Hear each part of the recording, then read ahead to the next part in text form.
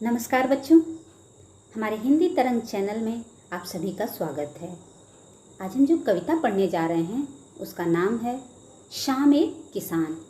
यह कविता कक्षा 7 की पुस्तक वसंत में वर्णित है।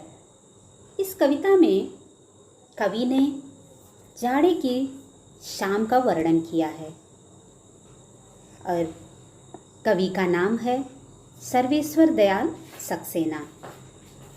सर्वेश्वर दयाल सक्सेना जी का जन्म 15 सितंबर 1927 को बस्ती जिले उत्तर प्रदेश में हुआ था और इनकी मृत्यु 24 सितंबर 1983 को हुई।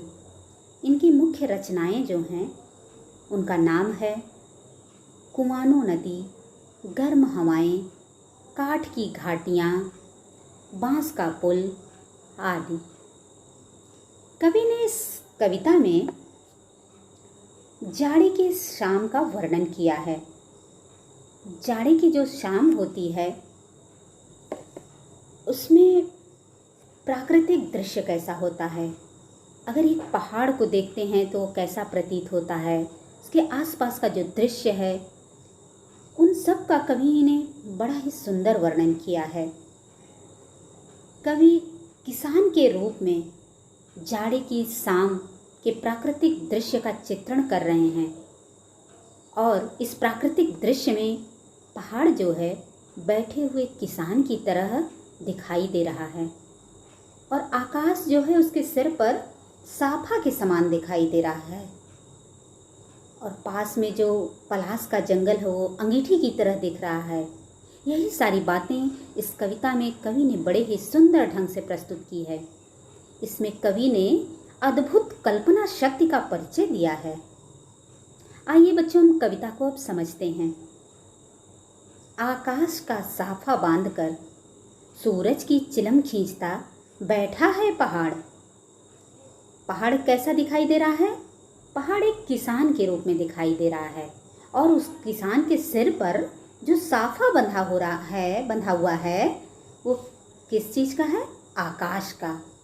अर्थात पहाड़ रूपी किसान जो है आकाश रूपी साफा बांधकर बैठा हुआ है और वो क्या कर रहा है? सूरज की चिलम खींच रहा है, अर्थात सूरज रूपी चिलम को पी रहा है। आप जानते होंगे चिलम, बहुत से लोग जो हैं चिलम पीते हैं, नशा करते हैं। इसमें एक नशीला पदार्थ जो आग के सहारे धीरे धीरे सुलग करके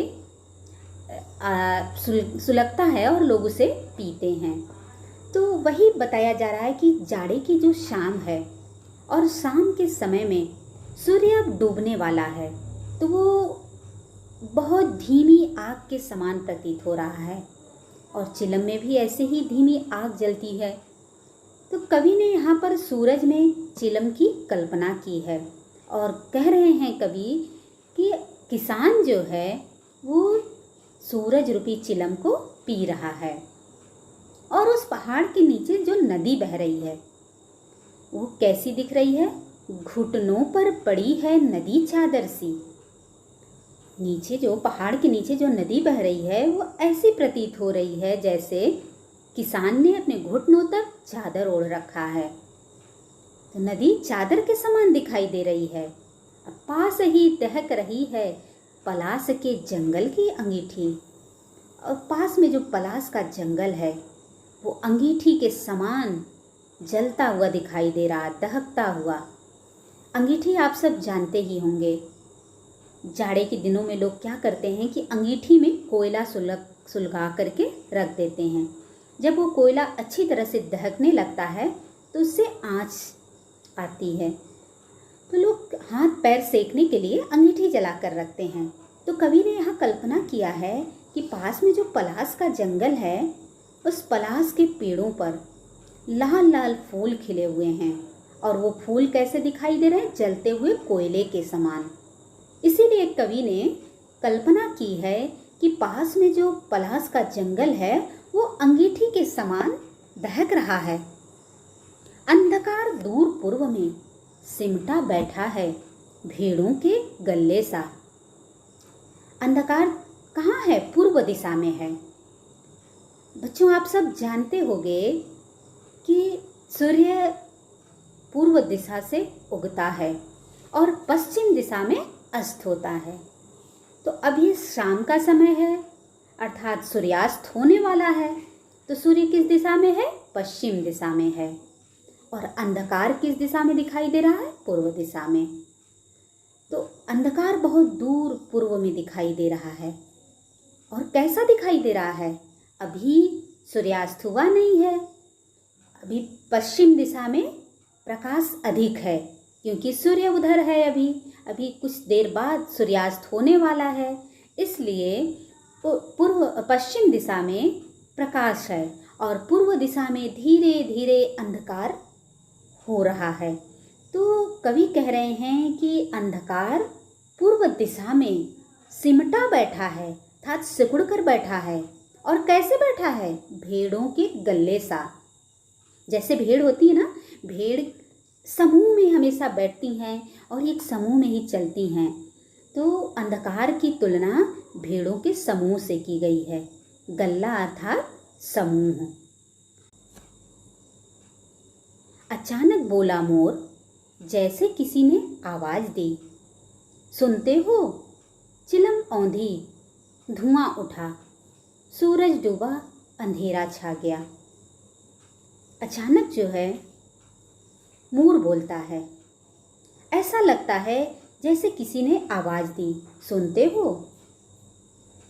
कवि ने यहाँ कितनी सुंदर कल्पना की है कि आकाश रूपी साफा बांधकर पहाड़ रूपी किसान बैठा है। उसने नदी रूपी चादर को अपने घुटनों तक ओढ़ लिया है और उसके पास ही पलास के जंगल की जो अंगीठी है वो दहक रही है। अंधकार अभी दूर पूर्व दिशा में सिमट कर बैठा है, सिकुड़ करके बैठा हुआ है। तभी अचानक जैसे किसी ने किसान को आवाज दी, मोर बोलता है, तभी मोर के बोलने की आवाज सुनाई देती है और ऐसा लगता है जैसे किसी ने किसान को आवाज लगाई और कहा, सुनते हो? और किसान के हाथ से क्या हुआ? चिलम गिर गई। चिलम औंधी, चिलम जो है उल्टी हो गई, अर्थात उलटकर गिर गई।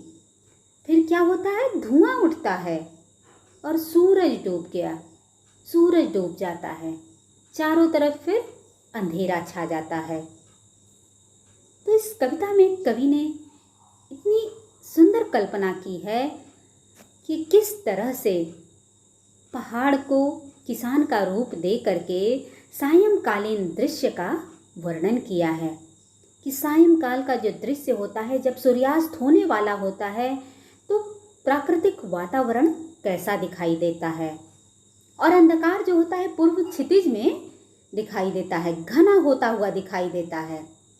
क्षितिज से तात्पर्य होता है कि जहाँ पर धरती आकाश मिलते हुए दिखाई देते हैं, तो वह पूर्व दिशा में अंधकार दूर दिखाई देता रहता है। लेकिन धीरे धीरे अचानक ऐसा होता है कि सूर्य डूब जाता है और चारों तरफ अंधेरा छा जाता है। और इसकी कल्पना कवि ने कैसे की कि चिलम जो है उलट गई, गिर गई। किसान के हाथ से चिलम क्या हुई? छूट गई। मतलब चिलम कौन है? सूरज है। तो सूरज डूब गया और चारों तरफ घना अंधकार हो गया, शाम ढल गई। तो बच्चों, कविता आपको जरूर समझ में आई होगी। आगे हम इस कविता के प्रश्नोत्तर के विषय में भी चर्चा करते। पहला जो प्रश्न है कविता से का पहला प्रश्न, इस कविता में शाम के दृश्य को किसान के रूप में दिखाया गया है। यह एक रूपक है। इसे बनाने के लिए 5 एक रूपताओं की जोड़ी बनाई गई है। मतलब किसान की कल्पना, पहाड़ में किसान की जो कल्पना की गई है उसके लिए 5 एक रूपताओं की जोड़ी बनाई गई है। उन्हें क्या कहते हैं? उपमा कहते हैं। उपमा अर्थात तुलना करना। तो पहली एक रूपता जो है वह आकाश और साफे में दिखाई गई। इसके लिए कविता में जो वाक्यांश आया है, आकाश का साफा। इसी तरह तीसरी एक रूपता नदी और चादर में दिखाई गई है, मानो नदी चादर सी हो। अब आप दूसरी, चौथी और पांचवी एकरूपताओं को खोज कर लिखिए। तो बच्चों, क्या क्या वे एकरूपताएं हैं? देखिए, पहली एकरूपता है आकाश का साफा। तो दूसरी एकरूपता क्या है? सूरज की चिलम। सूरज की चिलम, ये भी क्या है? एकरूपता है ना। सूरज चिलम के समान दिखाई दे रहा है, तो सूरज की चिलम ये दूसरी एकरूपता हो गई। और तीसरी एकरूपता इसमें दिया ही है कि नदी चादर सी। फिर चौथी एकरूपता क्या है? भेड़ों का गल्ला। जो अंधकार है वो कैसा दिख रहा है? भेड़ों के गल्ले सा, भेड़ों का समूह। ये हो गई चौथी एकरूपता।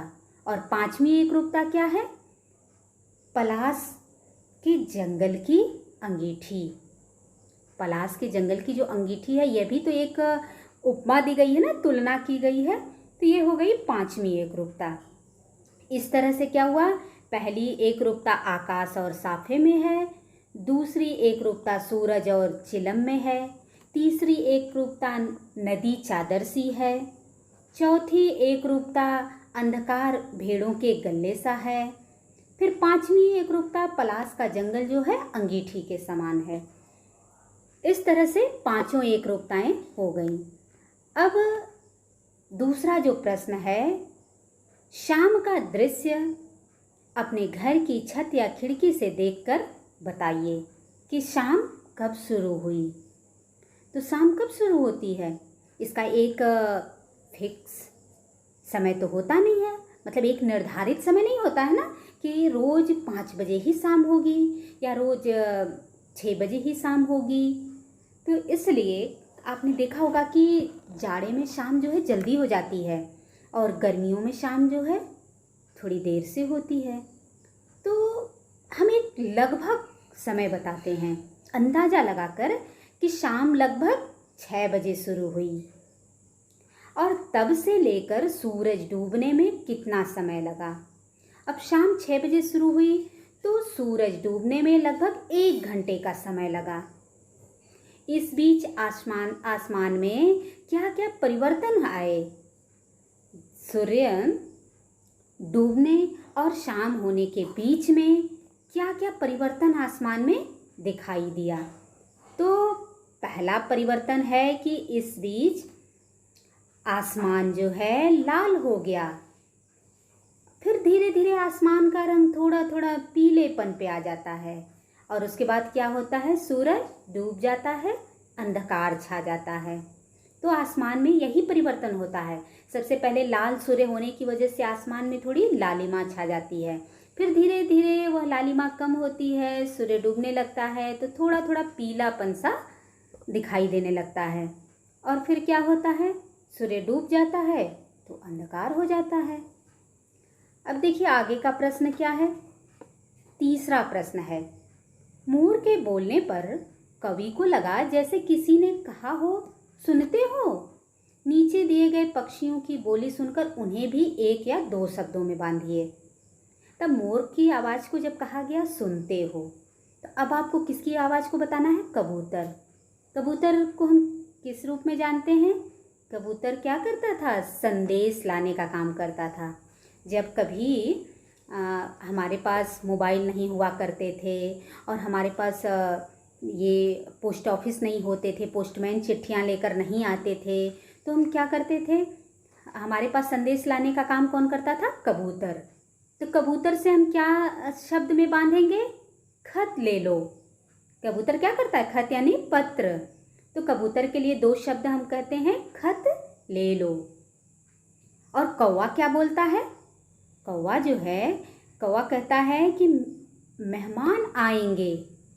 लोग कहते थे ना पहले कि जब छत पर कौवा बोलता था या घर के बाहर कौवा बोलता था तो लोग कहते थे ना कि मेहमान आने वाले हैं। तो कौवा कहता है कि मेहमान आएंगे। कौवे की बोली को कहेंगे मेहमान आएंगे। और मैना जो है बहुत ही मधुर आवाज़ में बोलती है, तो मैना क्या कह रही है? गाते हो। और तोता, तोता क्या कहता है?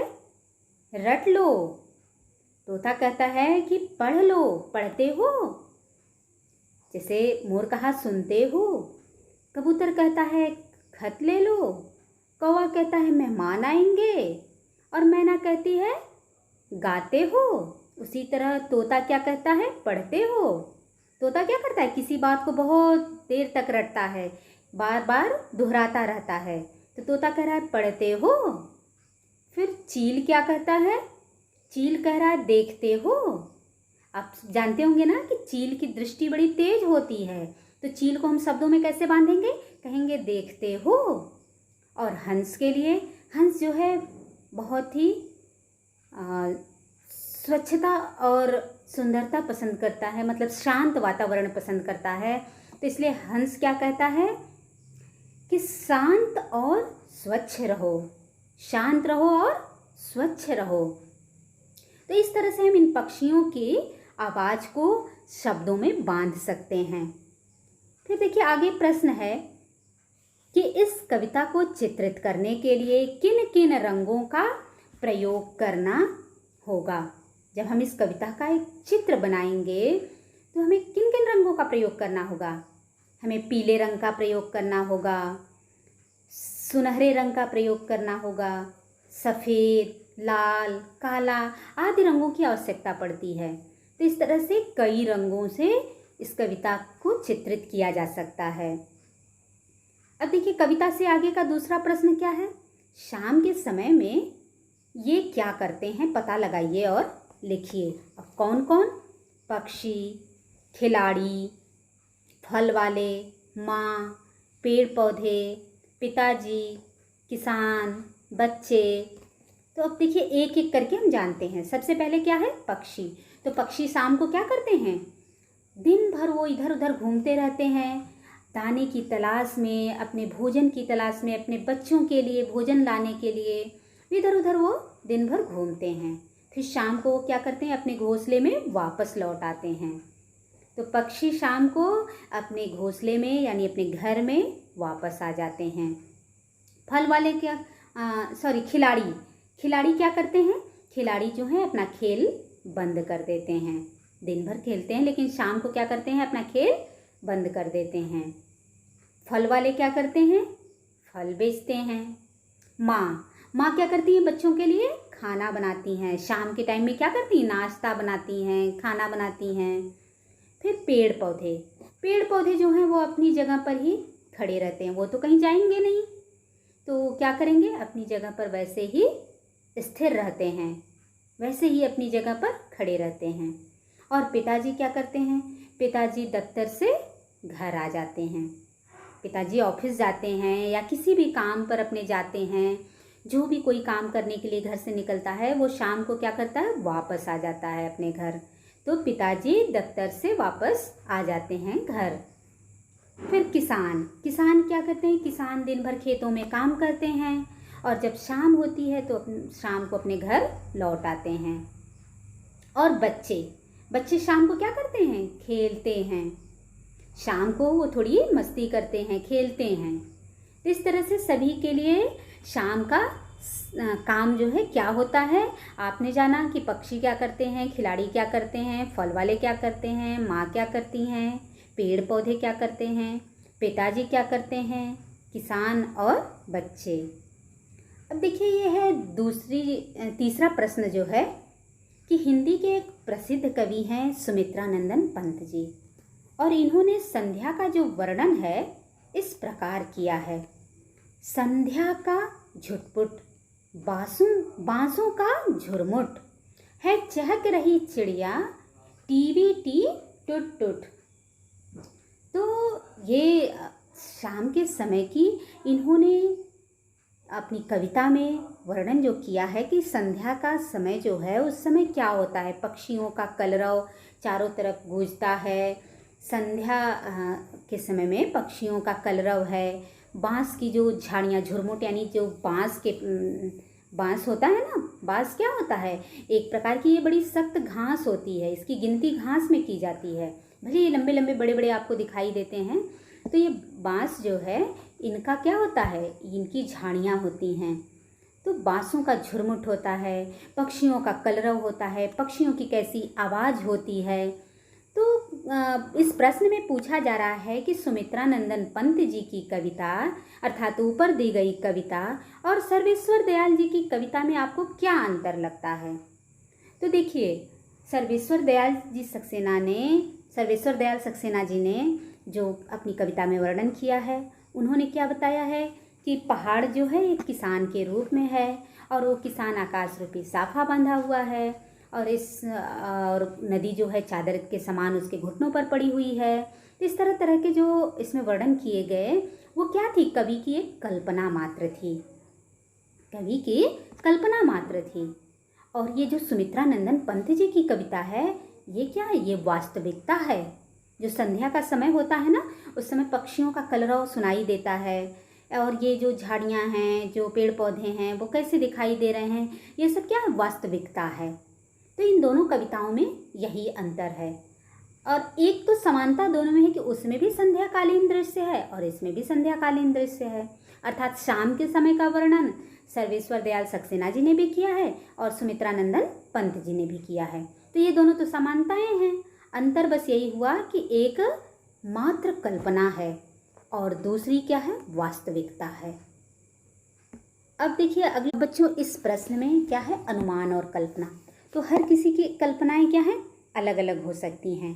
अब इस प्रश्न को आप अपनी कल्पनाओं से सोचिए कि अब क्या क्या हम इसमें कर सकते हैं। सुबह के दृश्य का जब वर्णन करना होगा तो हम कौन कौन सी चीज़ों को ले सकते हैं इसमें।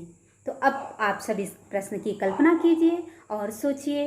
इसी के साथ धन्यवाद।